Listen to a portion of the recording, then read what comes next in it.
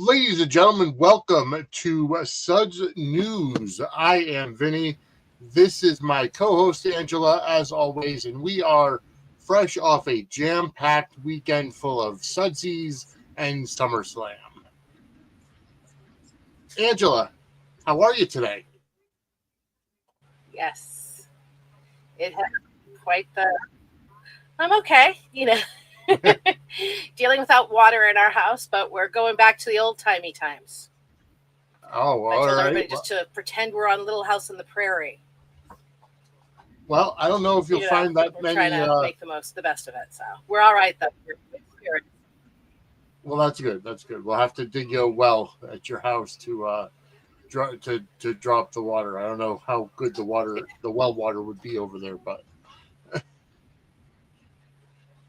anyways, Yeah. we are here live with you. It is Monday, August 4th, 2025, and we were supposed to re-debut Gate Crashers tonight. Unfortunately, I got called into work for 6 a.m. in the morning tomorrow, so we're going to have to postpone it again. We will get back to talking about Beyond the Gates because the show has been fantastic.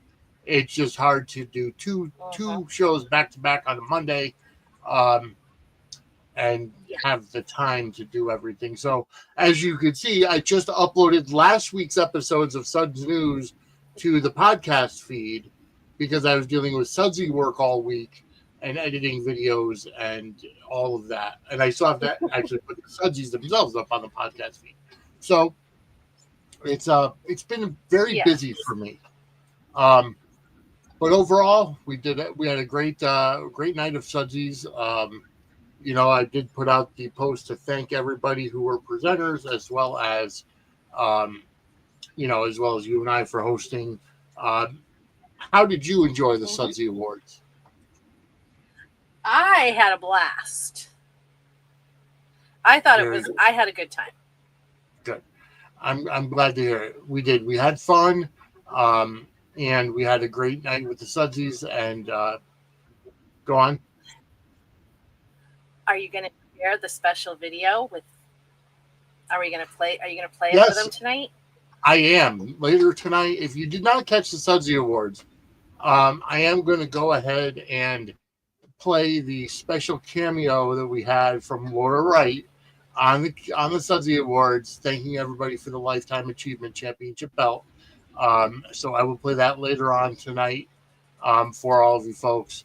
But I would recommend going out and going to our YouTube page, youtube.com/@Suds-Media, and checking out all the great content that went up this past weekend from SummerSlam, both night post shows.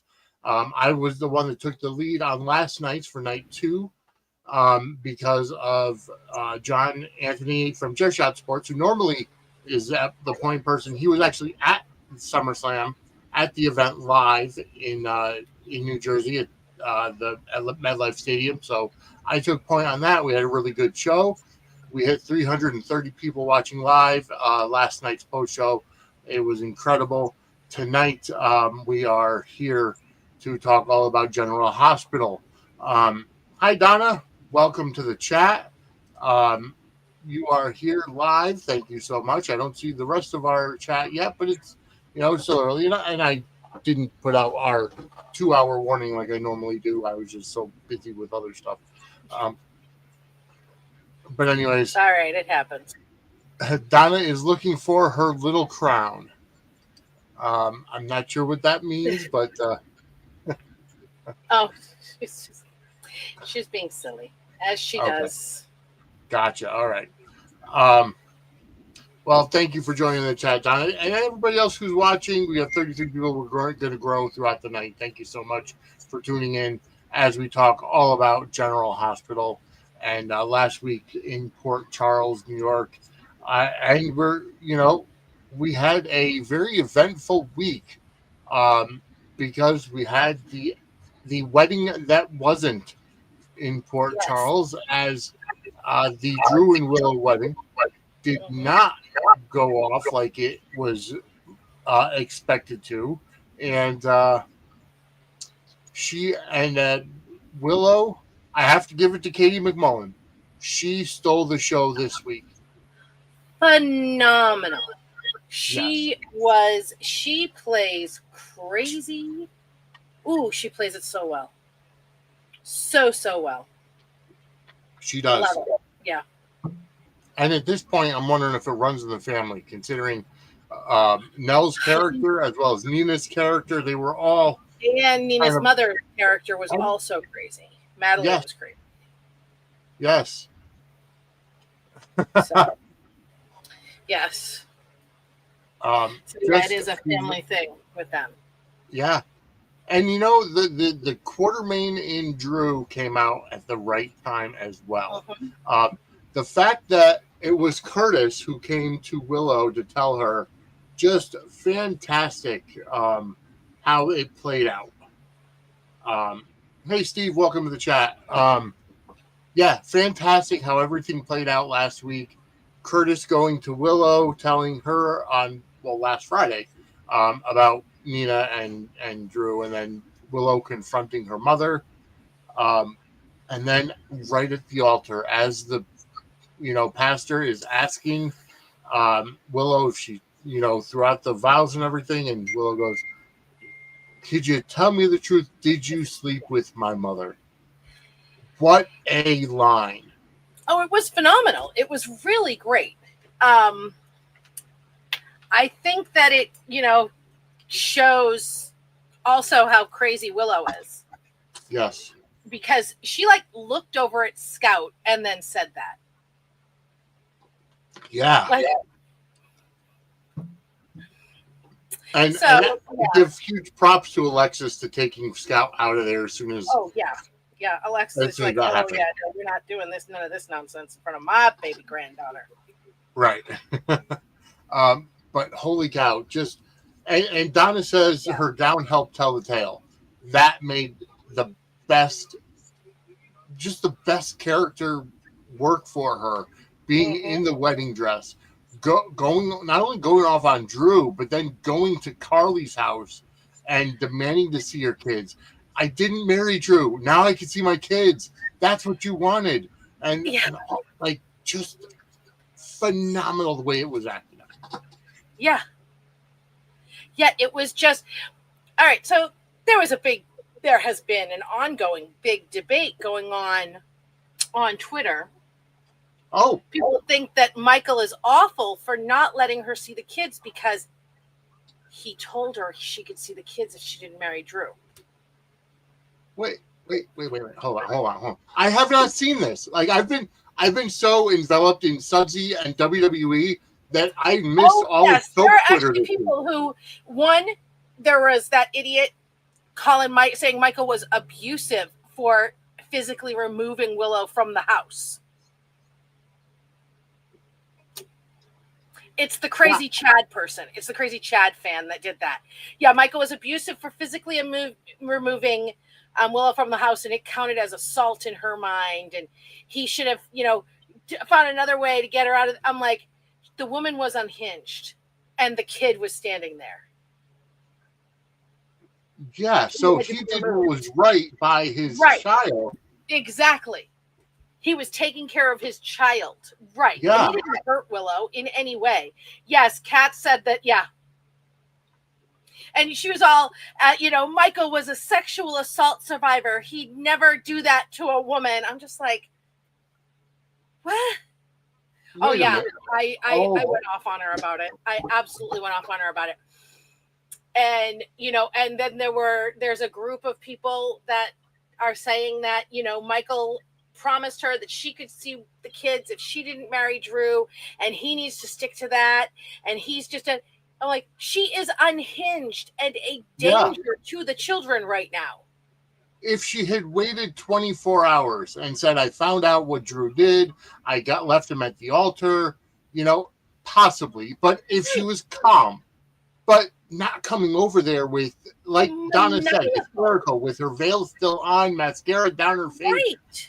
Like, holy crap. Crazy. She looked like a psycho. And then they're like, well, he could have seen, and they're like, well, he could have told her that if she calmed down, she could come see them. I'm like, no, because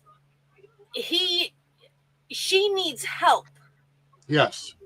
Very obviously needs help. She does.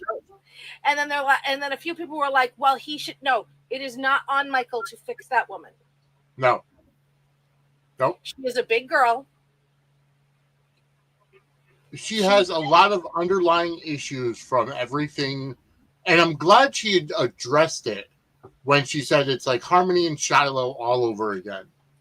See, my issue with that is, for me, that's just her avoiding accountability, because she's blaming Drew. And I got into it with somebody because I don't believe Drew is a bad guy. Drew's the heel. Drew manipulates, Drew lies, whatever. Drew didn't hypnotize that girl. He didn't get her drunk. He did not groom her. No. That's not what this was. Her. Right. But she slept with him too. Yeah.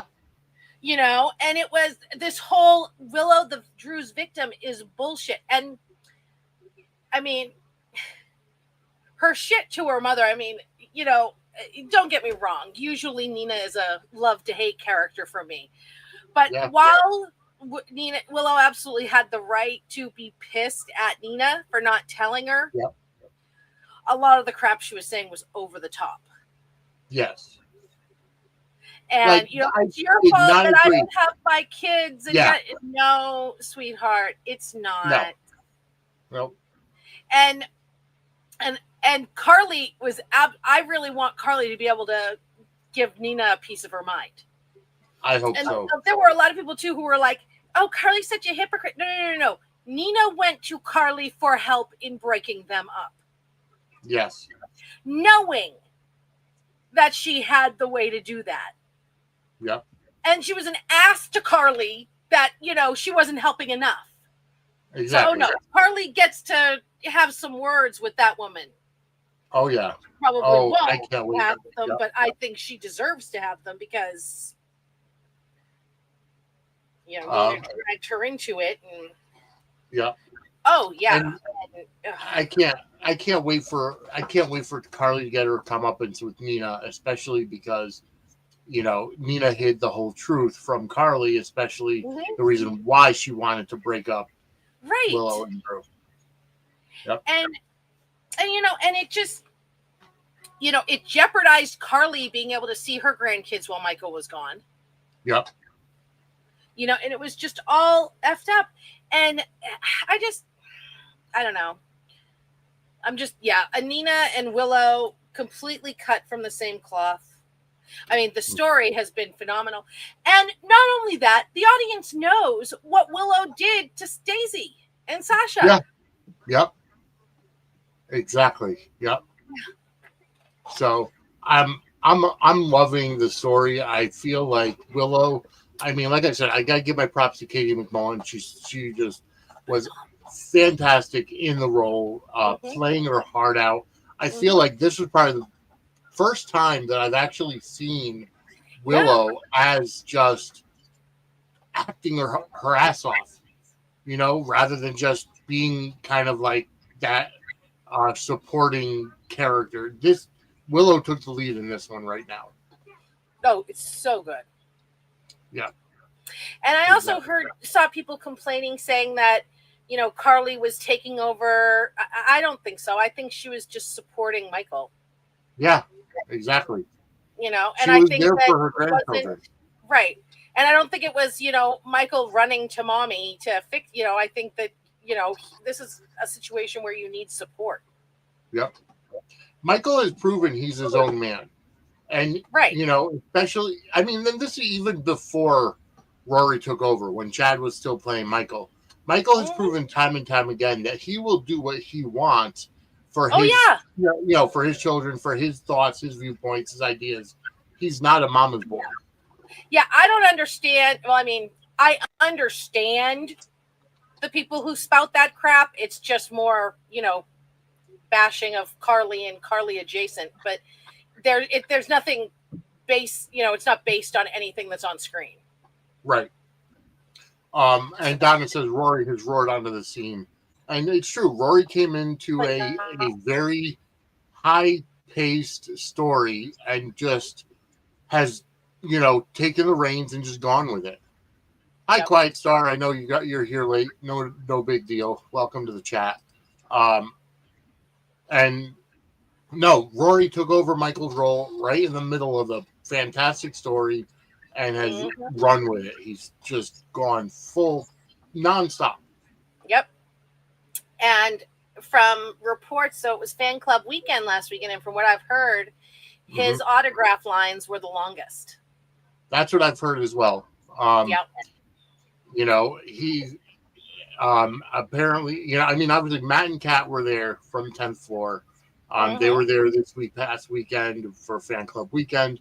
And yeah, the lines for Rory were out of just wrapped around wherever they were at. Yeah.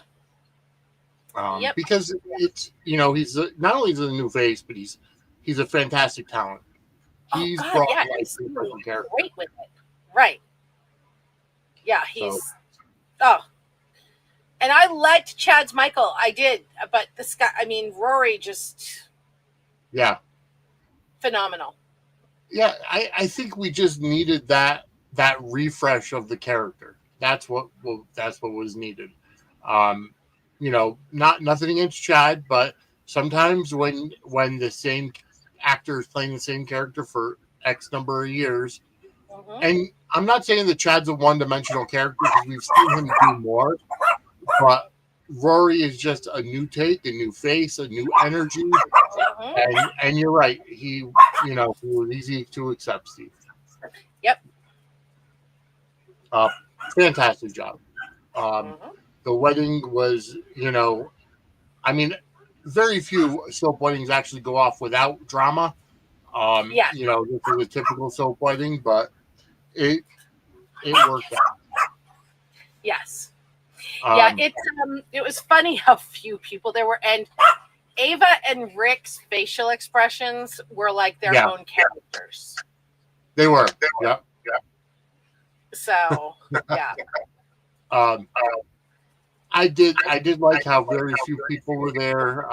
It made sense because of just the enemies that Willow and Michael were, or Willow and Drew had made over the time.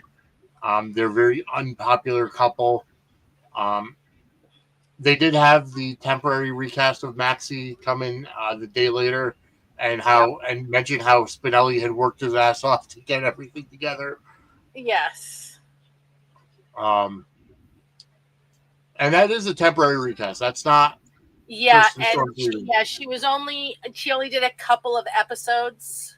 Yeah. So. Yeah, they're going to be writing Maxie out. Yep. Yeah. Exactly. Let's see. I do want to go ahead and post a picture of I had mentioned that I had made award certificates for the Suds Awards, and I didn't get to show it because it kept getting blocked out by my camera.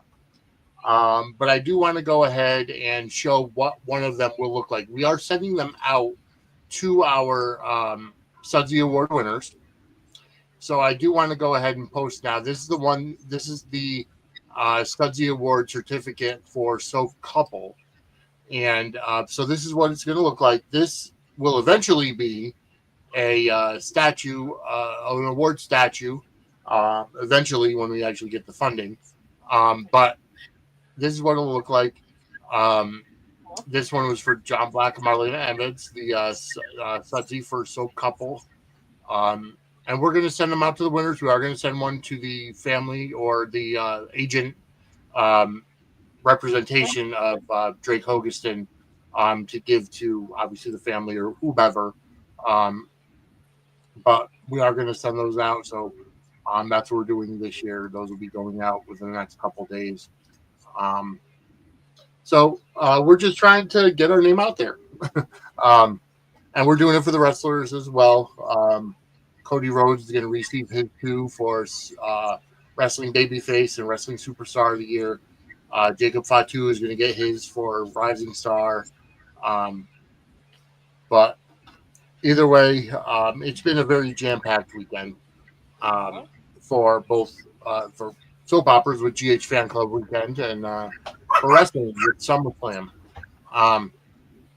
So, anyways, let's kind of move on to our next topic, which is our headline topic of the day.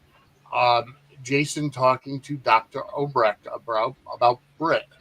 I like how Jason, I actually want to say one thing about Dr. O that related to the wedding. I loved her wearing black. Yes. The wedding. Her wearing black and asking about the open bar at the ceremony. The open bar. Yes. Okay. I don't think Bob asked the question. I don't think Jason's going to go looking for Britt. I think Jason's going to go looking for Joss and find Britt. I think that's probably what's going to happen as well. Promo, I think it's Joss that Anna's telling him to go find. Yes. I don't think it's Britt. I know it seems like it's Britt, but I don't think so. I think it's Joss that Anna's telling him to go find. So who do you think is on the phone that Britt is talking to, the head? Is it, because I've heard it could be Faison, it could be Victor. I feel like those characters, even though in soaps the villains never really die, but we've seen Faison's brain on Kevin's desk. That's my thing. I think that there's a better chance that it's Victor than it's Faison. Yeah. For sure. Exactly. Because I don't think, I mean, we literally saw Faison get shot point blank in the head on the show, and then his brain in a jar on Kevin's desk. Right. Anything's possible. I do know that if it was Faison, it's not Anders Hove. Okay. I didn't think so. He's living his best life over in Amsterdam, and he's always with Tony and his husband. So it's not him. Yeah. Could it be Sidwell? I mean, it could be Sidwell. I mean, he's involved in all of this. Mm-hmm. It could be Victor. It could be Valentin. It could be Brennan. It could be some other big bad we haven't heard. So today was their first day back. The studio had been dark for a month. Right. Yeah. So it was very, very hard to get any information because nobody was on set. So right. You know, because a lot of our information comes from friendly crew members, and they hear things in the course of their job. Yeah. So, I don't think it's Cyrus, Steve. You know, it brings up the question. I don't think so either. He wasn't a big enough bad guy to be running something like this. He was like a small town mobster guy trying to get bigger. Yeah. You know what I mean? Exactly. Yeah, I don't think it was Cyrus. Cyrus was more a mobster, not an international man of, you know, espionage or whatever. Right. And I mean, it wouldn't surprise me if Cyrus wasn't dead. It would not surprise me if WSB had Cyrus somewhere, but I don't think he's the one behind this. Sidwell, at the event they said, raise your hand if you're a villain. And Sidwell raised both of his, and little James raised his hand. Brennan also raised his hand. Okay. McKenna raised his hand as well. Yeah, and we mentioned on the Sudsies that he's now on contract. Yes, he is. So he'll be sticking around for a while. Of course, we don't know how long that contract is for. Right. And I mean, I hope they're keeping him.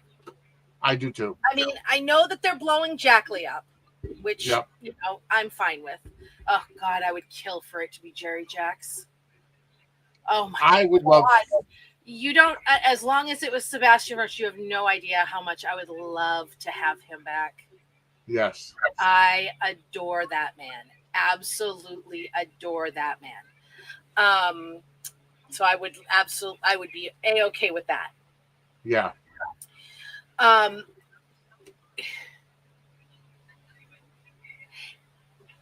Him having Anna kidnapped today. Yep. makes me wonder if they're, setting something up with him. I'm wondering if that's the possibility as well. Yeah. I think I've thought they would go there since it was Charles. So. Yeah, exactly. And I like the idea of Brendan playing both sides at this point, because he's, not only is Carly saying, "Oh, Anna's on her way over," as soon as Brendan makes the call, there goes Anna being kidnapped. Well, she's not coming there now, because he knew that she was going to release the information that, either Vaughn or Joss were working for the WSB. Right. Yeah, he's just like, "No, you shall not." Yeah. I think Dalton is more a pawn. I don't think. Yeah, they've already said that Dalton is the guy he's the bad guy's evil henchman scientist. Yeah. So. I really want to see where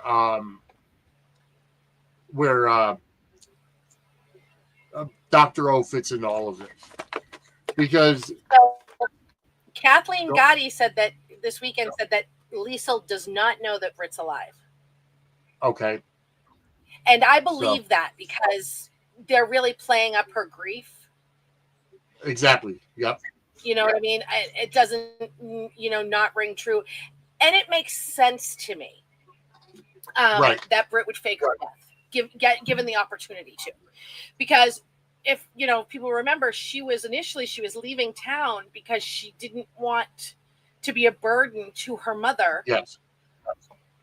Because she was dying. Right. She wanted to die alone on her own terms and not be a burden. So, she gets hooked, she gets in this thing with the hook.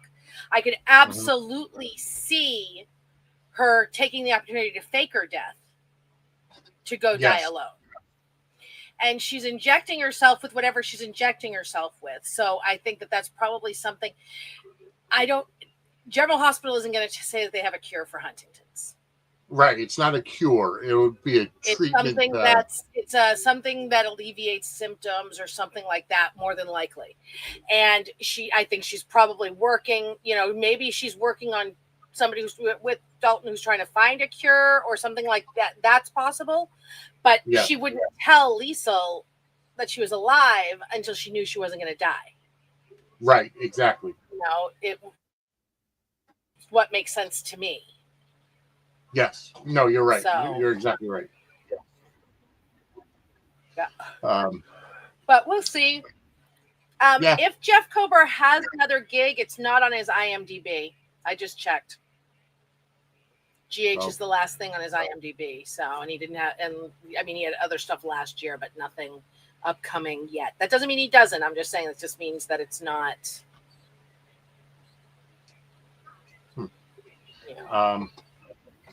Weird. I haven't heard anything about Jeff Kober having a new gig, so I'm not sure how that works. If that works. So Steve says maybe she doesn't have the disease and the injections are giving her symptoms. I don't know about that. I don't understand. Why would she be injecting herself to give herself symptoms of Huntington's? Right. And again, it's a soap opera. They can retcon anything. I don't think that they're retconning her having Huntington's because with the injections and stuff like that. But it would also be weird for them to say she was misdiagnosed without a big retcon because she was diagnosed more than once. Right, and exactly. In different places and once under an assumed name, and you know what I mean? So it would be a pretty big retcon. But not to say they won't do it, but with them having her give herself the injections, I think that they're saying that she has the Huntington's. Yeah. So. Because they made a point of saying that she was on her new medication during the episode. I think that was today when they said that Friday when said that she couldn't get her car because she was just learning how to drive manual, and she hit the donkey and the donkey limped until he died. Yeah. Like, craziness. It was hilarious. But okay, so how would she? I know, but we know that she had the Huntington's. Yeah. She would have had to be misdiagnosed 3 different times. Once by the the big specialist she saw before she made a decision to leave. Right, exactly. So I don't think that's what's going on. I think the injections that she's giving herself are things to help alleviate the symptoms while they're possibly working on some sort of cure or something. Yeah. But it's going to be, unless they retcon the Huntington's unless they retcon it and say she was misdiagnosed or something, they're going to kill her off, because it's just going to be like the ALS. They're not going to play games and say that they can cure Huntington's. That's not going to be something they do, because there is no cure for it. Right. There's no cure. There's not even reliable things that always slow it down. So, and just like with Gregory's ALS, I don't think General Hospital will. Okay, Steve, here's the thing. The very first time she was diagnosed, her and Jason were on the run, and she had the test done in the middle of nowhere under her assumed name. Right. Who would have even known to change the test results? Exactly. And by this point, Faison was dead, so it's not like she could have. He was dead. Nobody knew. Victor hadn't even come to town yet. I'm pretty sure Victor hadn't even come to town yet. And it was an assumed name, and nobody knew where her and Jason were to even be looking for somebody getting tested for that. I think Victor was in town, but was he in 2021? I believe so. Yeah, when she was killed off in 2021, because Greenland happened in 2022, I believe, right? So that would have already been, unless I'm getting my timelines wrong, because Greenland happened in 2023.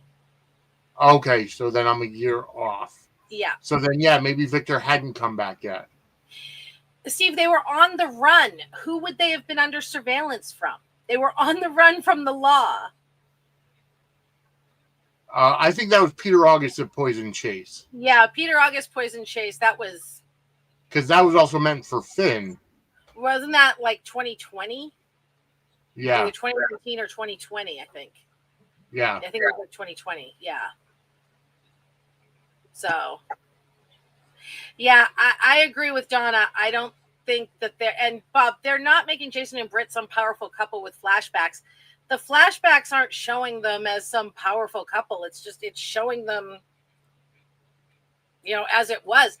And it's funny to me that he has said more than once that he was sorry that she got hurt, but he has not said that he regrets dumping her to marry Carly. Yeah.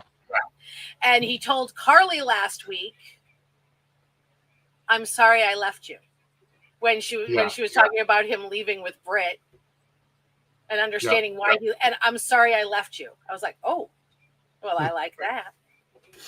Yeah. And I put this on my Twitter, and I really am looking forward to this. Them having the conversations about why their deaths were faked.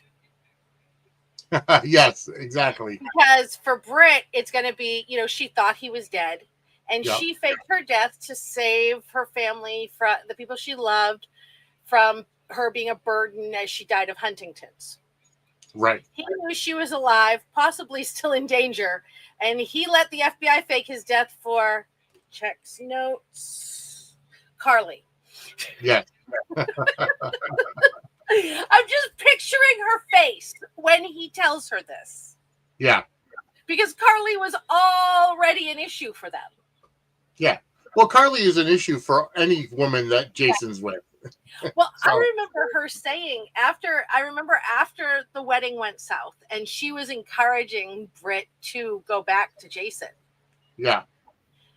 And, and Britt said something about, her, and Carly told her, accepting me is the price of admission for being with Jason. Exactly. And the thing is that it's true.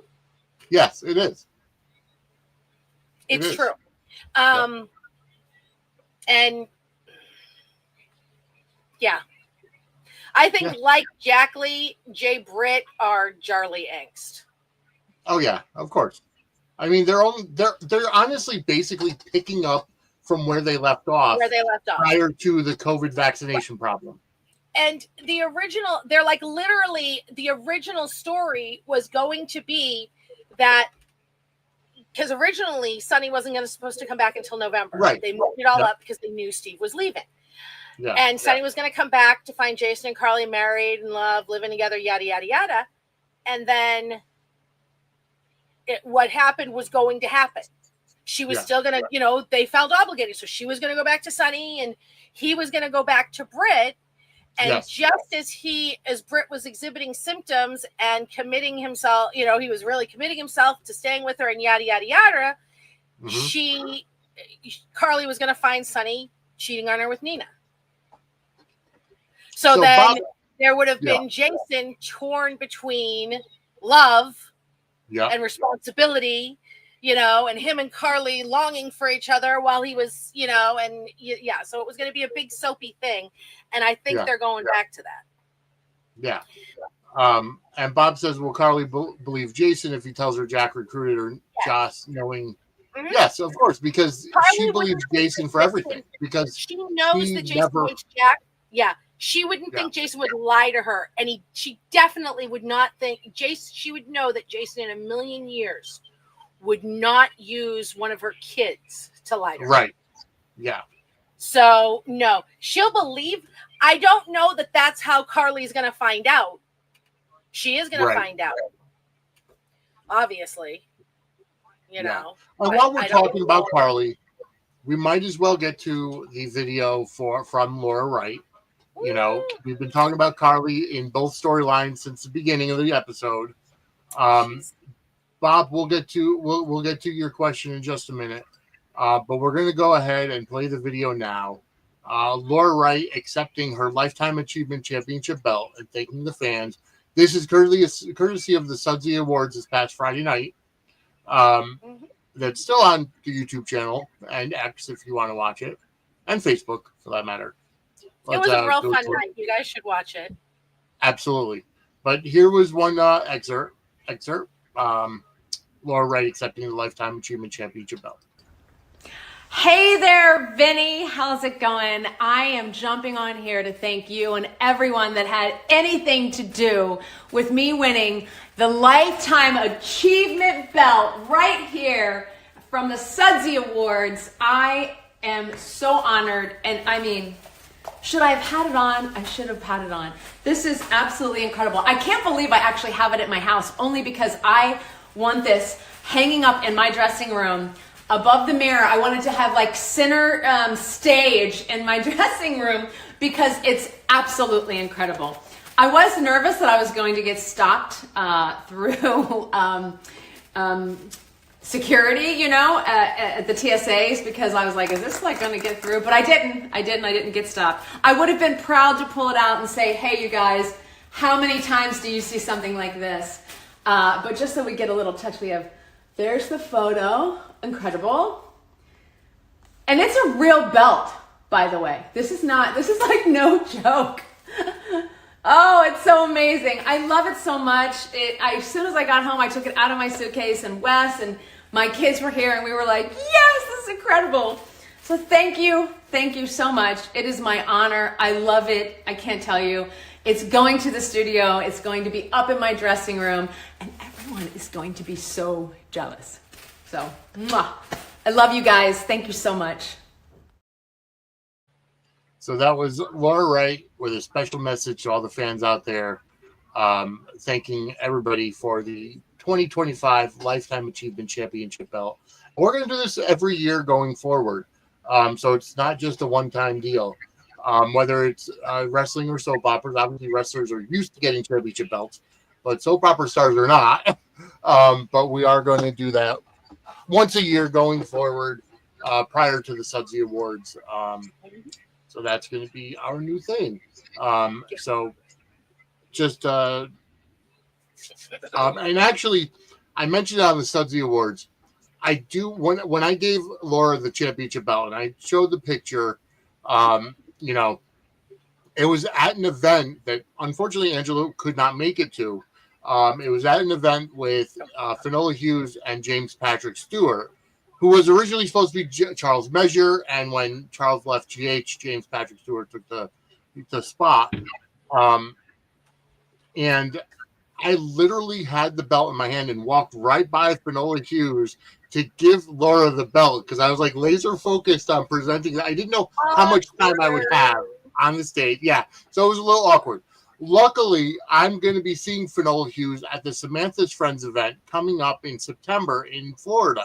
So I am going to make it a point to go up and record myself apologizing to Finola Hughes for walking right by her, you know, to give Laura the championship belt. So I felt bad because I thought about it later because I'm like, she was first on stage and I literally walked right by her. So yeah, I am going to go ahead and apologize to her. Poor Vinny's been like losing sleep over this and everything. He's just going to be like, oh my God, I insulted the queen, Finola Hughes. I'm the worst. And I'm not a big Anna fan anyways, but that's just, you know, that's just me. But yeah, so that's coming up in September, and I'll bring that video back and show that on Suds News and everything. So be prepared for that. All right. Bob asked a question before we went to the video. Why didn't Anna tell Jason last week that Josh was being recruited, but Anna told Jason about Emma and Dalton? I don't think Anna knows that Josh was being recruited. Yes, she did, because remember her, Dante and her with the stuff in the airport? That's right. Yes. That's right. She does. Well, my theory on that is because she knows that Jason would laser focus on just saving Joss. And, you know, she wants Jason to help with Dalton as far as Emma goes. And if Jason, told Jason about Joss, Jason would laser focus on his baby girl. Yeah. I'm enjoying the story that they're telling with all the different characters. And I'm not saying that different characters don't interact normally, because they do, but it's just a different style of interaction. Like, Jason is not just a one-dimensional mob enforcer right now. He's literally just in there. He'll help Sunny when he needs to, but he's helping Anna. He's he's obviously focused on Carly and her safety, but he's helping Michael. He's doing all of this. And the way that they're utilizing each of the characters and their specific talents is fantastic. Well, it's an umbrella story. Of course. Which are some of the best soap stories. Right, but it's a different umbrella story. Like, it's not just... Right. I think I like it because it's not your typical just mob-related story where it's Sunny involved.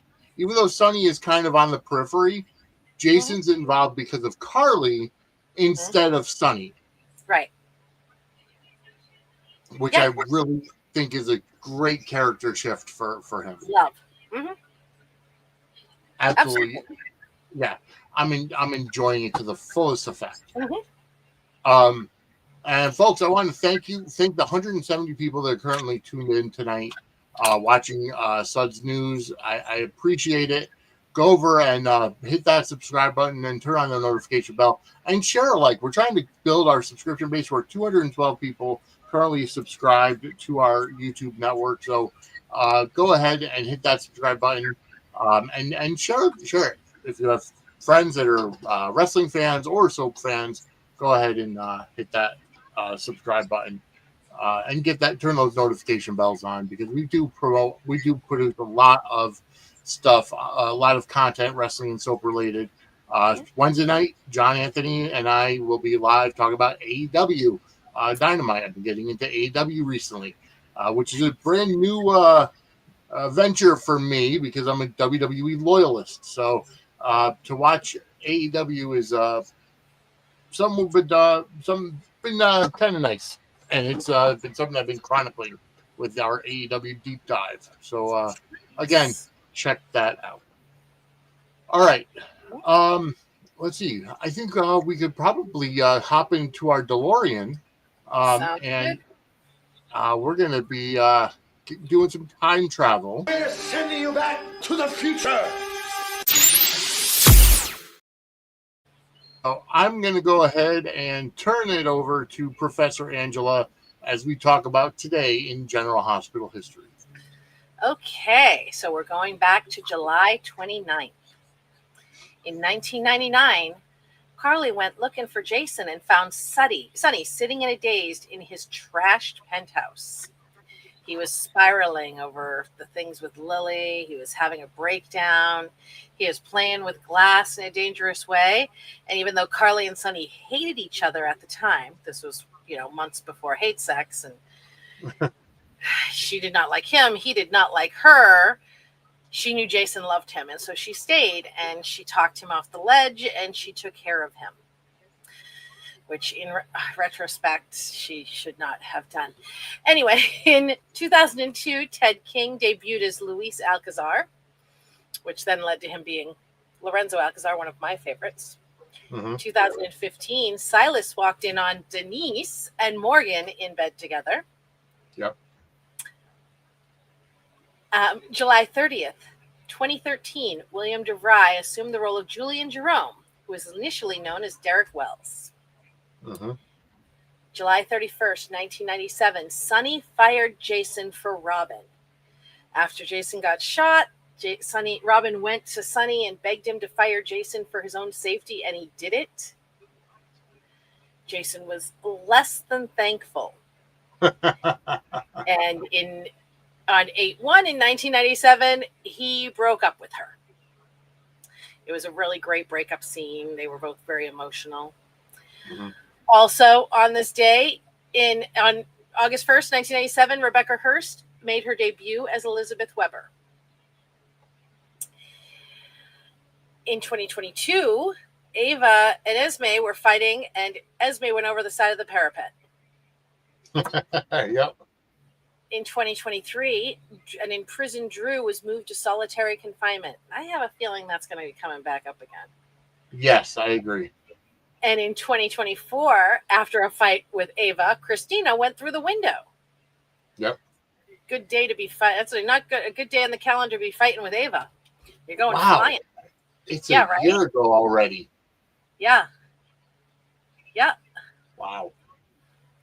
August 2nd, 1977, Kin Shriner assumed the role of Scotty Baldwin. August 3rd, 1990, all hell broke loose at the Quartermain Mansion when Monica told the family that she'd slept with Ned.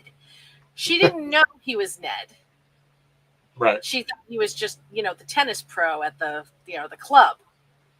She knew he wasn't her husband, but didn't know that it was her nephew. Not by blood, by marriage, but still. Yeah.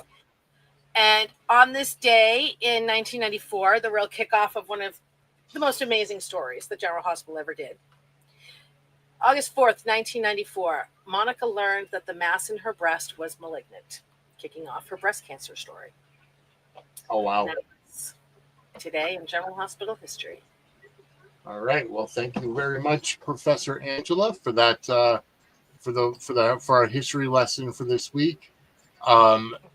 And I assume that the Monica death story is going to be coming up relatively soon, especially with the rumblings about Erica Slezak playing Monica's sister.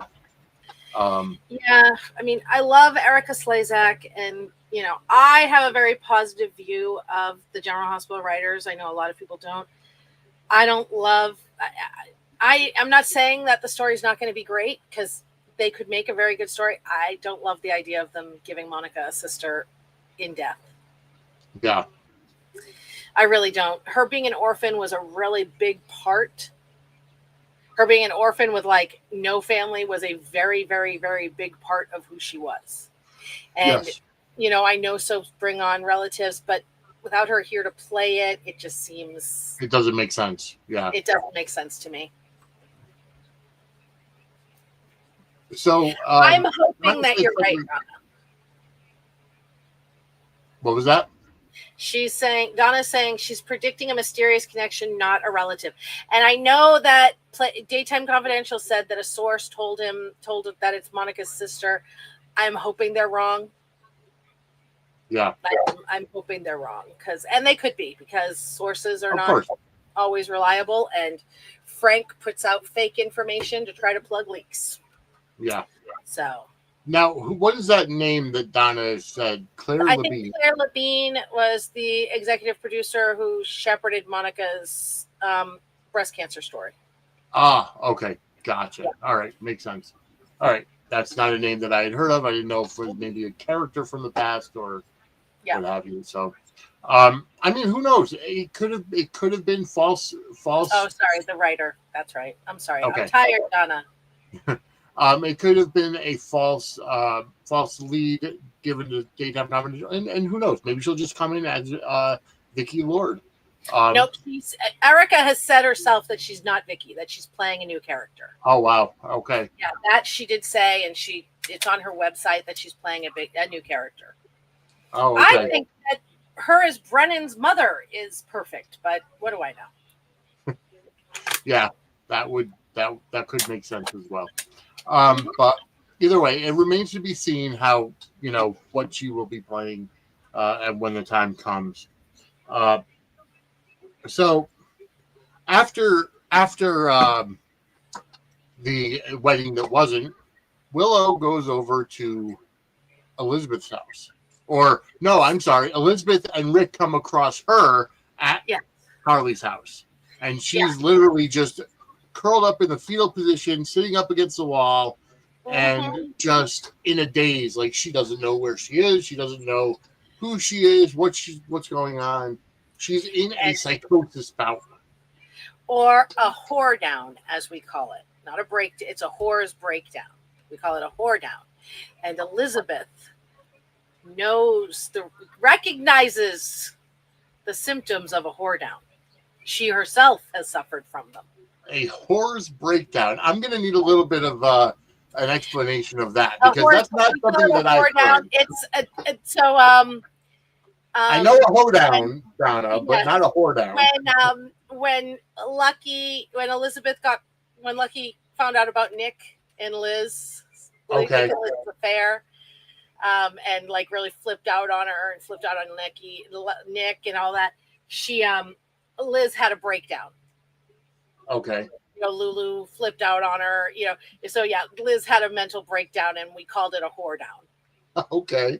And now is also having a whore down. So all right. Well, that's something new. Hey Nathan, welcome to the chat. I want to say thank you for tuning in and chatting up. All the people, we got 185 people watching. If you're watching on X, you can easily post a comment and it'll come up on the chat. So definitely tune in or join into the chat and join into the conversation. So the fact that Rick and Liz came across Willow, and they kind of, I think Elizabeth said something, I think I know where to find her, or something to that effect. But then they end up bringing her back to Elizabeth's house, and they give her, Jake's room, and it does show the heart that Elizabeth has, to bring Willow back, recognizing she needed a place to stay. She can be her whore down sponsor. All right. Helping her. Yeah. If it's a whore support group. Exactly. So, but then, they're talking, and I like how Nina went to Rick and said, I need you to help Willow get her kids back, but don't tell her I'm paying for it. That it's me. Yeah. I can't understand the Nina character at this point. Like, I understand she's a very there's a lot of selfish people in Port Charles. Yes. Like, there really are. So Yeah. I don't understand the character right now on not wanting or wanting to talk to Willow. Willow not wanting to take anything, not wanting to forgive her mom and all this. And it's like there's just so much that's there. Willow thinking that her mother is the reason why she doesn't have her kids. And I understand that if she was up front and said, "Listen, I'm sleeping with Drew as well," when Willow told her about the kiss, there's just a lot, and it comes back to Willow's own decision making about even cheating on Michael with Drew. Exactly. That's the biggest thing. It's okay. So she didn't know that Drew was sleeping with her mother. She knew Drew wasn't her husband. Exactly. So, and I'm sorry, folks. Sometimes I have to piece things together in my brain by talking out loud. So I'll just jump, to different places. But eventually, you're good. It's your podcast. You get to talk about whatever you want. Well, that's true. And piss people off in the process at times. That's what I'm here for.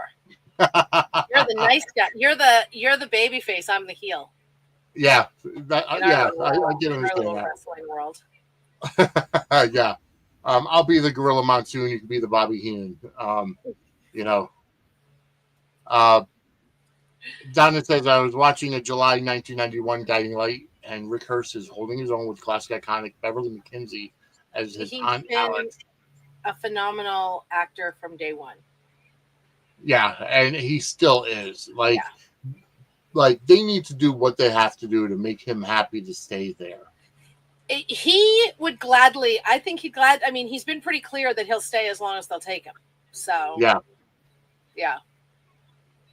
There's also somebody else who's putting out his feelers that he wanting to come back.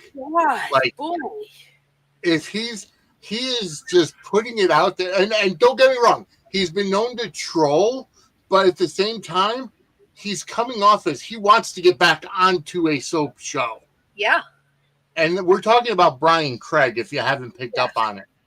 The former Morgan, who's also made overtures towards Days if they need a recast of a character that's left. Javi. And it's somebody said he's desperate because he wants to play. He's putting out they play a gay character. Because I think Javi is gay, but he is gay. But I mean, the thing is that Brian Craig's not that old, and a lot of actors wouldn't have a problem playing a gay character. It's acting. Exactly. Yes, exactly. It is. It's acting. Brian Craig has been making a lot of overtures towards GH and Days and just kind of putting it out there. And who knows? Maybe he's already signed somewhere and he's just kind of making waves for the dirt sheets, so to speak. Maybe. But I don't know. It's it's interesting. And him tagging ABC and Frank and ABC casting. I was like, wow. That's hey, I want to say I feel like the fact that he saw that Kelly Tebow came back, who's his ex-girlfriend in real life. His ex-fiance. They were ex-fiance. In real life, and the fact that she had said she wanted Britt killed off, and she came back. Well, the body was never found, so it's very logical that Morgan could be coming back, and who knows? Maybe he's the one behind everything, and he's employing Britt. I mean, wouldn't that be some shit? That would be really funny. That would be, But I mean, who knows? But it's fun to watch. It's fun to see, and you never know. He could be just trolling to troll, and maybe he's somewhere else. But who knows? Maybe he'll have to do an interview at some point to kind of explain himself. I'm trying. I'm trying. Yeah. I reached out, so we'll see. Yeah. Aisha says Liz isn't buying that Rick is working pro bono. I don't think anybody that knows Rick would ever think he would do anything pro bono. That's like Scotty saying he would do something pro bono, and he's just an ambulance chaser. Yeah, he's right. always wanted. He always wants money. Yeah, it's agreed. Morgan comes up in conversation all the time, but nothing ever comes of it, except for that one time he appeared as a ghost to Sonny. Yeah. Though they have them, they obviously have them in their back pocket. Yeah. Daisy Flowers, welcome to the chat. It says Morgan's death is like BJ's death. It made for a good story and also serves as punishment for Carly and Sonny. More for Sonny, not so much for Carly. Yeah. Well, it was punishment for Carly. She just didn't deserve the punishment. Well, right. Yeah, exactly. So, but I liked the character of Morgan on his own, but I'm not going to lie and pretend that, I want any more connections between Sonny and Carly on this canvas. I want Donna to find her own car bomb. Not you, Donna. Donna Corinthos. I want her to go to my Lily's child heavenly daycare. I do like how Lucas kind of confronted Sonny today, or was it Friday, and said, confronted him in the pool and said, "Does your other daughter know that you had Marco kidnapped? Knowing that Marco saved her life." And I like everything that I love Carly. Everybody knows that. Lucas was right. Everything he said to Carly, Lucas was right. And some people were like, but then Marco went to his father. Yeah, Marco did that because of what Sonny did. Yes. And Carly was wrong. Marco didn't deserve to be punished for what his father did. Period. End of story. And Jason and Sonny spent years saying you're supposed to leave kids out of it. You leave families out of it. And it was always the bad guy bringing their families into it. And oh my God, it was so, so horrible. Yeah. So it was basically, in my opinion, it was Sonny's always been a heel, so to speak. But this was a heel turn for him to go after Marco. Because he has, and his justification is Sidwell planted the bomb in Charlie, so he's going after Marco. But what he doesn't realize is that Marco saved Christina. Right. Exactly. Marco had nothing to do with that. Just like Christina has had nothing to do with Sonny's, job. Right. But that's the difference between the previous difference between Sonny and every other villain. The other villains will go after Sonny's kid. He was yelling at his guy because he wanted Charlie's targeted when it was completely empty. Yeah. And Sidwell yelled at his guy. Yep. Exactly. And you're right, David. Christina could have saved herself because Marco just came in the back door and led her out the back door. But Christina is dumb like her father. Yes. Daisy, I think Jason is going after Joss. I don't think Anna is sending Jason after Britt. I think she's sending him after Joss. Yeah. And he'll see Britt. So I agree. In my opinion. I was so mad. I love Carly, but I was just like, you are wrong. Yep. And stop defending that man. And Lucas is allowed to hate him. And I love that. Because Bobby hated Sonny, too. Because of Carly. She used to like Bobby, Jason, Sonny way back in the day, but then he treated her daughter like shit, and she was going to hold a grudge forever. They had their moments. She accepted him because Carly loved him, but she had no problem ripping into him. And I love that Lucas is the same way. Yeah. Yeah. And it makes total sense. I like it.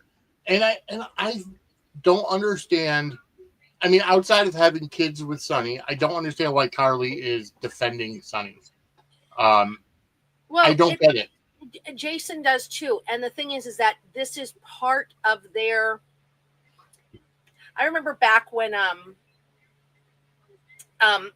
they were doing the thing where Christina had gotten beaten up by her boyfriend, and they were Sonny was all upset because, Christina had said that he was abusive to women. And he went to Carly. He's like, was I ever abusive? And Carly told him that he was. And he said, well, why did you stay with me? Why did you keep coming back to me? And she said, that's my illness. The fact that I will go back to you, the fact that I will accept that treatment is my illness, is my low self-esteem. It's my messed upness. And I think, it's just like with Jason. Like a lot of people talk about how Sonny, and by groom, I don't mean like sexually groom. I mean, with Stone, he takes vulnerable people and molds them for his purposes. Vulnerable young people. Carly was one of those too. Yeah. It wasn't just Stone and Jason and Robin, and Carly was also. She was young. She was a broken girl. She had all kinds of daddy issues. Mommy and Sonny exploited all of them. Wow. And no matter how much Sonny hurts her and betrays her, no matter how much he hurts and betrays Jason, they're both, almost programmed, and Brenda, absolutely. That's their sickness. That's their mental illness. And so much of, Sonny became some sort of hero to them, the only one who really accepted them, yada, yada, yada crap. And I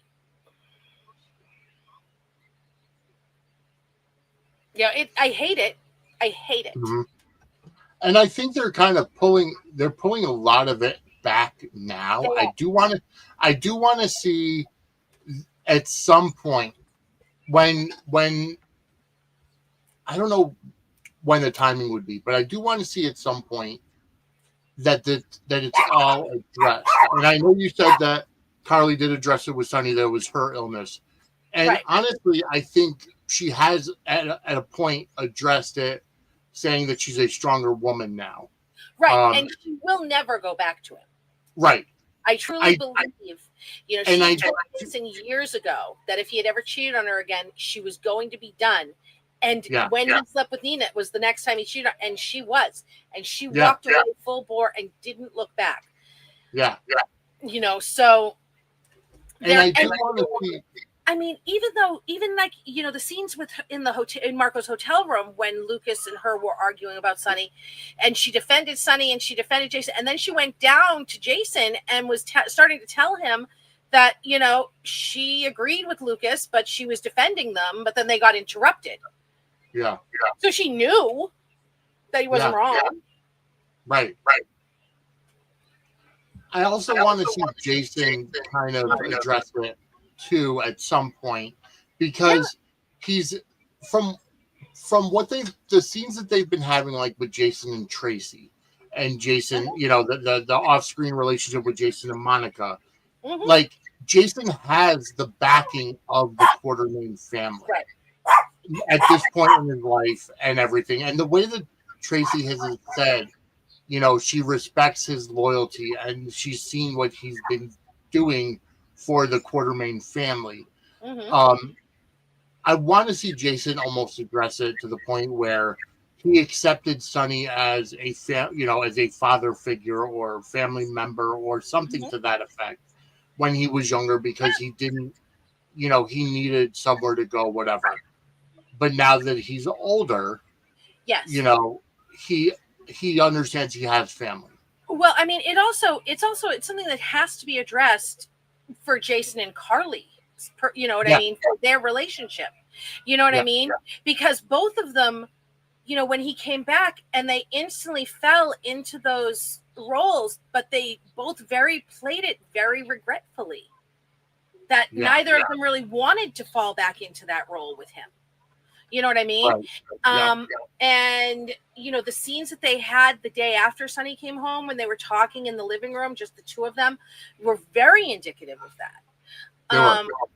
And I would have loved to see how it played out, how, the story would have played out, because that would have, finally confronted all of it. And Laura Wright talked about it when Steve first came back, that she said that she thought that it would be very hard for Jason and Carly to be together with Sonny there, because Jason would have a very hard time trusting Carly with Sonny around, because, she had cheated on him with Sonny before. Yeah. And, and they had this weird loyalty to Sonny that eclipsed everything else in their lives. And it's true. And my thing is that it would make great soap to address it. Yep. So, but once it's addressed, it's the kind of thing that they can't address it and then go back to things as they are. It would be a really shake up of a thing. It would. So. All right. So we're going to move on to one of our tastiest segments of the show, the What the Fudge moment of the week. And here's this week's What the Fudge moment. And that is Christina getting involved with the Cody Molly situation and doubling down, going to Molly to tell her that Cody has always been a player and he's trying to get with her and all this other stuff. Meanwhile, on today's episode, saying when Cody asked why does it seem like Molly's mad at me, she said, "Oh, I have no idea, because it's benefiting her." And that, I'm sorry, Christina has been showing a lot. I was disgusted. I was too. Yes. And all the issues she knows her sister has had, and then she's gaslighting her about how Cody doesn't really like her. And so I was disgusted. I was just like, I know I'm one who beats the drum about, there's, this whole, when people say this person can't be redeemed, this person can't, but I'm just like, that girl is so on the damn edge for me. I don't know how she comes back. It's disgusting what she did to her sister. It really is. Yeah, I am very. It wasn't even about, trying, being an ass to try to save her, because it wasn't to try to save her. It was for her scheme. She doesn't want Cody saying, "No, I really like Molly. I can't help you with Ava." Yeah. Because the other thing is Christina telling Cody, "Oh, well, Molly would be happier if her father was away from Ava anyways." Yeah. And, so he thinks he's doing it that's going to help Molly as well. She is playing Cody like a fiddle, and I don't like it. I'm very, and I've said it before, I've been a Christina apologist at times because I like the character and I liked her and Blaze together. But you know what? I'm just done with the character of Christina Corinthos Davis, because she is definitely showing her selfishness and at the detriment of everybody else, because it's all got to be about what she wants and what she's going to do, and just who gives a fuck about anybody else. And what made it even sicker was her and Alexis sitting there talking about it. Yep. And Alexis not slapping the taste out of that little girl's mouth for what she did to her sister. I was just like, because Alexis could have easily said, after everything your sister's been through with the loss of the baby, even if she didn't want to trigger Christina and say her name being Irene, with the loss of the baby, with her and TJ breaking up, and you're gonna do this, and she's generally showing an interest in this guy, and Cody's a good guy, and showing, and all this other stuff. Oh God, I wanted to slap Christina, and I would never slap a woman. Yeah, I was just disgusted by that whole. The two of them just not. No, oh God, I was so annoyed. I was too. I'm seriously. Hey, and Cass, I was welcome to chat. Disgusted by Christina, like really disgusted. But honestly, in the Alexis and Christina conversation, Alexis pissed me off more because she's not supposed to be a psychopath bent on revenge. Right. Like, What I the think, hell? yeah, and Ooh. and I'm getting to the point where it seems like and I know it's a soap opera, folks. I know that everybody's got their own agendas and everything. But here's the thing. Christina is obviously showing her selfishness, but so is Alexis, because Alexis doesn't want to be caught that she's being blackmailed by, Right. Rick and Ava, that she's taking money out of, uh, the trust Ace's fund of the account, past, right. Ace's trust fund, and embezzling it into whatever. Just, oh my God! And It just annoys me because I'm like, Alexis's ass. It's not like I'm the biggest Alexis fan, but for her to just not care about her kid like that was just really and proving Rick's point that right. Everybody's coddling Christina, and Right, who cares exactly. about Molly? Yeah. Oh, I'm sorry, but that's just a very shitty situation. But you know what isn't? It's the taste of fresh homemade fudge from What the Fudge Homemade Confections in East Haven, Connecticut. It is made in a cottage kitchen. Unfortunately, she cannot ship yet. Once she gets into a commercial kitchen, then she'll be able to.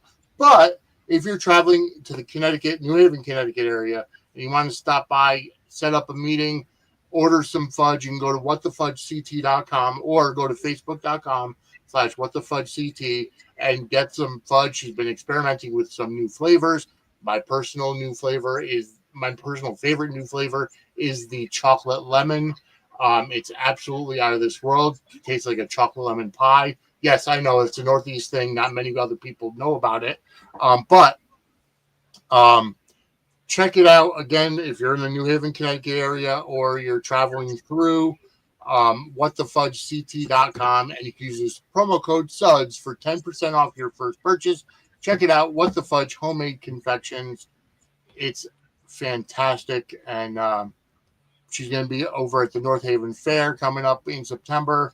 If you're in the North Haven, Connecticut area, check it out. All right.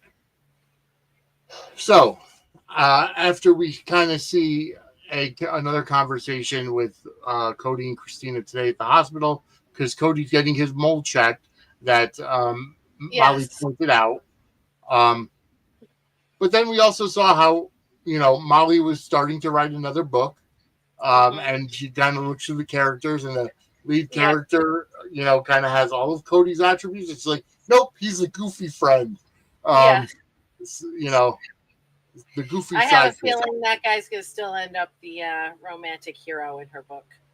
Of course. So, yeah. I like Cody and Molly together. I think Josh Kelly, who I have to give Josh Kelly props because Matt from the 10th floor shared a picture he was on a Zoom with a hot rod, Roddy Piper shirt. It's been 10 years since Roddy Piper passed away, which I still can't believe. But it's he was wearing a hot rod shirt, and it was great that I was able to share it to Roddy Piper's daughter, who posted about it, the anniversary of his passing. So, and I could totally see Josh Kelly being a Roddy Piper fan. So I was excited to see that. But yeah, I think Josh Kelly and Kristen Vaganos have tremendous chemistry. And I'm here for it. I'm so torn because I also think he has great chemistry with Alexis Havens, who plays Lulu. Yes. So yeah, I'm but I love that. I love the options. I do too. And I guess speaking of Lulu, I guess it was brought up at Fan Club Weekend that Lulu and Gio were having a lot of chemistry, and Alexa Havens actually made a point to say she was trying not to have that kind of role, that kind of interaction or stuff with Gio, but it was coming off that way. Yeah. With a lot of those scenes. But either way, I'm enjoying where they're going with a lot of these not only the pairings but the interactions with the characters. Yes. I have a feeling that Brooklyn and Chase is not long for for the show. There's definitely tension there. Obviously, because of Dante and Brooklyn having the child, but also the fact that Brooklyn wants to push off the adoption. And I just want to say, I called that this was going to be an issue for them. Yeah. That she was gonna want to delay the adoption. I called that one months ago. Yes. She was going to want to delay the adoption, and he was going to have because so many people were like, "How are they going to? They're not going to break up Brooklyn and Chase. Look at them; they're so solid." Like, yeah, until she wants to delay the adoption because she's dealing with her kid, he's going to have issues. And oh, look, he is. I'm just saying. So, Donna says she also compares the number of things she does per day with her husband and how many episodes he is doing. Her husband's on the show Steel Magnolias. I think he's on the Steel Magnolias show, and he does. He used to be on All My Children. That's where they met, and he was saying that he does like 3 scenes before lunch, and she'll do like 46. Oh, Alexa. Okay. Yeah, Alexa. Yeah. Gotcha. All right. Now that I know what you're talking about. Okay. Yeah. Which obviously we know that soaps just go quick. Yep.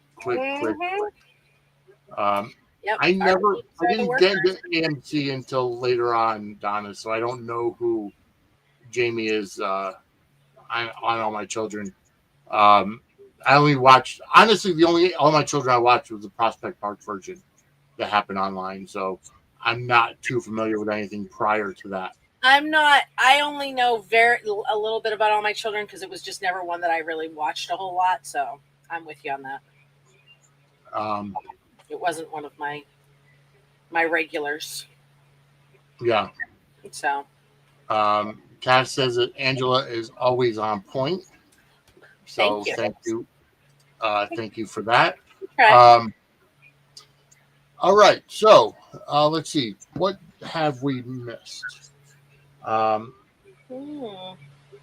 Curtis and Portia talking about how Portia's about to resign from GH and possibly give up her medical career because of this whole thing with Heather Weber and the Drew blackmail. And son of a bitch, Curtis specifically went to tell Willow about the sleeping with Nina in order to get ahead of Drew, and then son of a bitch, Elizabeth tells Drew that it was Curtis.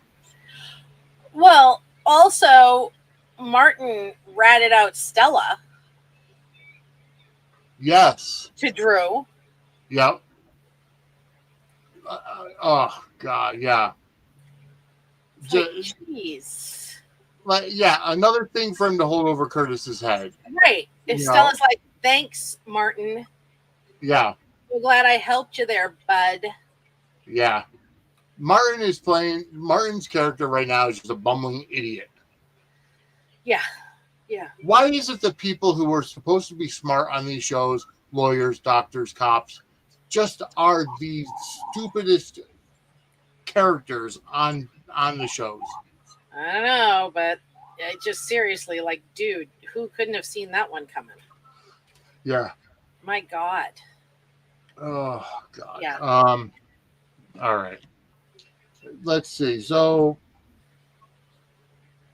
looks like, obviously, with Jocelyn and Vaughn heading out to Croatia to as a reconnaissance mission for Dalton's, the drop off or the courier.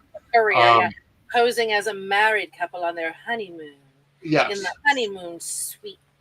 Yes. And Joss resigns from her post with Dalton and goes to Emma and says, "You shouldn't take it either." And Emma's like, "The hell I won't." Yeah. I'm an idiot like my grandmother and my mother. Yeah. But yet it's going to end up being Gio that's caught because he's the one that's breaking into the lab. So it's, you know what? It's probably guaranteed it's going to come down to Dante having to arrest Gio for breaking into the lab. And that's going to cause a lot of drama. So I can't wait to see that. Does Yeah, Dante, it's funny with Dante being so torn because he has to arrest his son while he turns Yeah. a blind eye to his father all the damn time. So exactly. Yeah. Exactly. Um, is Donna says Alexa and Justin are on the phone daily comparing set notes, which sounds sweet and cool to me. I like that. You know, I like they're able to kind of compare notes on what they're doing.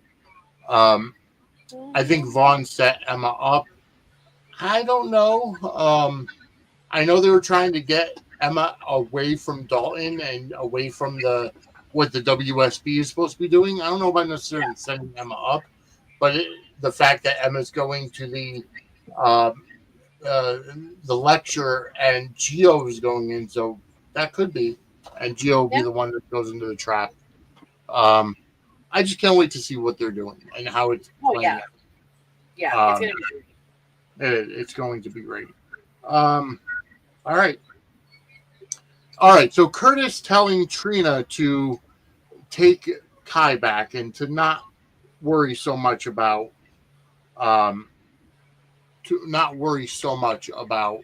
what Kai did in terms of telling Drew. How are you feeling about that? I agree with him. I think that Trina was hypocritical. I've been pretty vocal about that. I think Trina has been a really big hypocrite about Kai when it comes to Drew, when she looks at Ava as a second mother. So yeah, exactly. And I like how I kind of like how Curtis said that don't break up with Kai on account of your mother and on account of yeah. But Trina's kind of dead set on things, but again, she's being a hypocrite because of her relationship with Ava. So it is what it is. But I mean, what would soaps be without hypocrites? Exactly. All right, folks. Well, I think we're kind of about out of time. I think we've talked about just about everything. No gate crashers again tonight, folks. I apologize. We were supposed to have the 3 debut, but unfortunately, I have to be at work at 6 a.m. So I have to go to don't bed. worry, he's getting punished. Yeah. He's getting punished for not giving you gate crashers. Right, yeah. We'll get it back up and running. It's kind of hard to do 2 shows on a Monday night back to back. Yeah. So poor Vinny has like a real job. He's an adult. Yeah. I do. I have a real job. I was gonna say, I have a real job too, but mine is a lot easier right now. Literally, I was at the pool the other day with the boys. Yeah. It was a hot day, and I'm just floating in the pool, and there's like 8 lifeguards at our pool, close to us. So I bring the boys to the pool. They're 8 and 11. At the pool, I really don't even need to watch them a whole lot. So I'm just sitting there floating in the pool, going, "This is a really sweet gig I got going here." Yeah. It's a really good job. Yeah. So yeah. No, Donna, it's not time to make the donuts anymore. I don't work in the bakery anymore. I'm in seafood now, so it's time to touch the fish. What's fun is when the kids come through and they want to see the whole fish that we saw. I'm like, it's like coming to an aquarium. Yeah. And they love seeing the whole octopus that we have. Yeah. All right, so I gotta bring this up. I was accused of making a dad joke the other day because I was putting out our shrimp display, and one of the it was before the store opened, so another employee came by and asked how my day was going, and I said I'm feeling shrimply irresistible like Todd Stewart, and I was accused of making a dad joke. Yeah. So, I thought it was funny. I thought it was, cute. But it was cute, and that's fun. My kids always say to me, they're like, "Okay, just because our dad was crap doesn't mean, and you had to be both parents, doesn't mean you have to do dad jokes." Which I then say, "Why do watermelons have weddings?" Why? Because they can't elope. That's fine. So Donna, it's just a new position, still at the same place. And it wasn't necessarily after the degree, but it's just I was doing not only my MBA degree, but also a career advancement class where I work as well. So it kind of one and the same. But yeah, so that happened. And actually, I ended up. It's funny because I end up telling everybody what we think of as cantaloupes here in the U.S. are not actually cantaloupes; they're musket melons. Real cantaloupes are only in Europe and can't be found here in the U.S. I guess they're just very rare out there. And that fact I got from Alan Brown. So, because I love good eats. So, anywho, thank you, Donna. Thank you for that gold medal. Actually, I won a pool volleyball tournament this past weekend too, and I got a gold medal. So, nice. Look at you just racking up. Yes, I am. I'm racking up the wins. But folks, this show has gotten some wins, and we've gone off the track a little bit. So we're gonna say goodnight. 222 people currently watching live. Thank you so much for tuning in. Go ahead and hit that like button if you're watching on YouTube, and hit that subscribe bell as well. Subscribe button and notifications bell, so that anytime anything gets posted, whether it's wrestling or soap opera related, you will get notified. Got a lot of stuff coming up. I'll be back. Kim and I will be recording Dockside at the Bay tomorrow. And then I'll be back on Wednesday Night Live after AEW's Dynamite to talk about AEW Deep Dive with John Anthony from Chair Shot Sports. So it'll be fun. I'll be doing a lot more content in every week now. So we are out of time. Check it out. Angela, where can everybody find you? They can find me at Brooklyn74 on Twitter and at Angela Ryan Duncan on Facebook and Instagram. Also, anybody who's a writer, if you guys are interested in writing, reach out. I need writers because we're rebranding my website and we need writers. We're looking to launch September 1st, so reach out. And of course, I'm at parade.com. All right. Very nice. You find me on Facebook and on X at Vinny Suds. You could always check out at Suds Media, which is our network X account. And I've been doing a lot more shorts and stuff on YouTube, on TikTok. Check it out at Suds_squared_circle. The little AI generated clips have been doing a lot of work. I put one up from last night's SummerSlam Night 2 post show, and it's starting to go viral. And it was just talking simply about what's the logical reason why kendo sticks are under a wrestling ring. Because you can understand chairs and tables and, even to a certain extent, a crowbar because of putting the ring together, but why are kendo sticks under there? So check that out again on our TikTok, which is at Suds_squared_circle. But for everything for our show, check out suds-media.com. You can find our merch there. You can find our WWE affiliate link there. Just anything as well. We are also an official partner of W Energy. Check it out, w.gg, and use code Suds Media for 10% off your purchase. That's wdubby.gg. W Energy and hydration drinks are fantastic. I enjoy them. I've been using them pretty much daily instead of coffee for my energy throughout the day. It is sugarless caffeine from the coffee fruit plant. All right, folks, we are out of time. We will be back next Monday with another episode of Suds News. So just keep subscribing and getting notified. We'll be bringing you great content here from Suds and Squared Circle Media. Have a great night, everybody. Bye-bye.